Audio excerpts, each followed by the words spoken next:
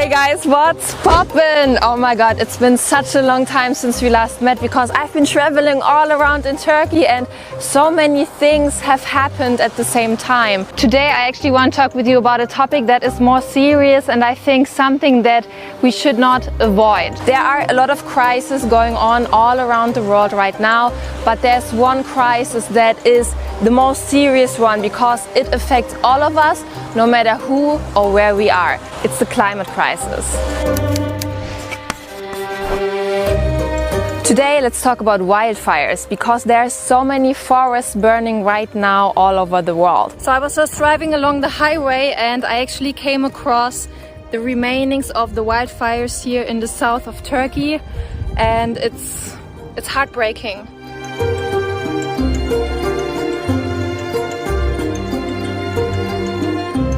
That's why I contacted Greenpeace to find out more about why do these fires happen and what can we do to prevent them. Especially the wildfires around the Mediterranean region have been the largest ever. That's why today I'm here to talk with Mr. Ersin Tek, who is the Executive Director of Greenpeace Mediterranean. Merhaba Ersin. Merhaba. Tell me, why are the wildfires raging like never before? Actually, the answer is really simple. Because the world is warmer than ever. We learned in school there is a fire triangle, as we call that. For the fire, we need three elements. One is definitely the oxygen, the second one is heat, and the third one is fuel.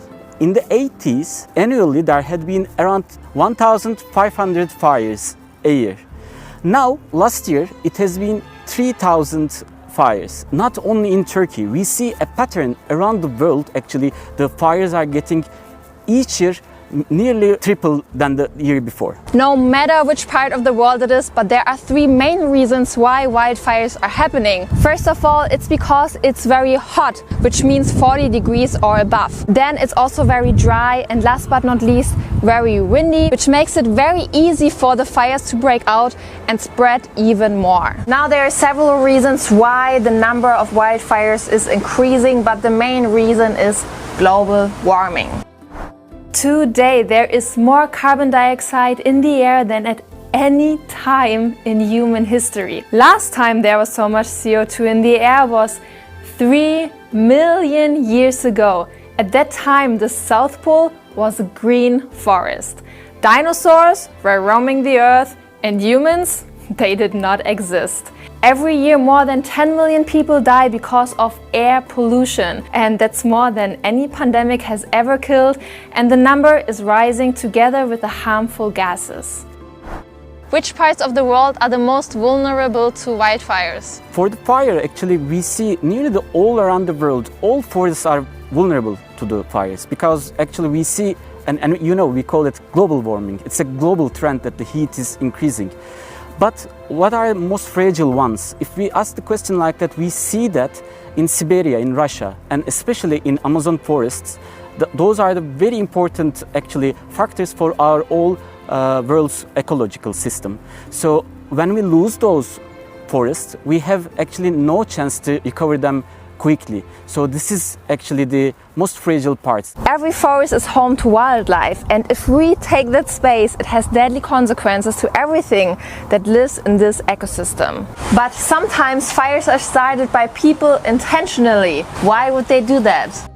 Well, indigenous people who have been managing their lands for centuries, generations after generations, they know the ecosystem better than many of us. These people used to light a forest fire for some real benefits. For example, some forest fires are used to clear forest canopies so that more sunlight can reach the ground. They also burn some dead or decaying matter in the forest, which helps restore the natural balance in the ecosystem. But these days, most forests are not managed with the knowledge inherited from our forefathers, and indigenous people are driven out of their lands. So after a big fire, how does the earth and the forest recover? Actually, all forests have their own ecological balance. We cannot give an answer for all forests, but we can say that most of the parts, if we let the forests to recover themselves, it is most probable they can. But In Mediterranean, for example, the forests evolved with wildfires. So actually, forests and the ecological system works along with fires.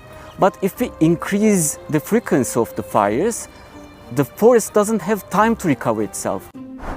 To ensure a greener future, we need to manage not to increase the global temperature by more than 1.5 degrees in this century, which means all carbon emissions have to be cut in half. We hardly have 10 years to do that, but there is still hope. Well, the UN says that it needs to restore 1 billion hectares of degraded land urgently if we want to restore our climate. We just need to turn our positive behavior into habit. And this way it's much easier to protect our nature. A fire can also be triggered by an individual's mistake. So what are the do's and don'ts that people actually should do or not do? When we are in the forest, we should always keep our belongings with us, never lit fire in some vulnerable areas. We should always keep special areas when we are in the forest and not actually enter to the areas that we are not allowed, we are not trained, and so on. As individuals, we should take precautions for our actions when we are in forest, but we should also take action for governments to take action against this climate crisis. This is the biggest thing an individual can change in the world. We have to cut this fossil fuel economy from our lives, our societies. And actually this is the cure for beginning of the fires and the whole ecological system we live in together.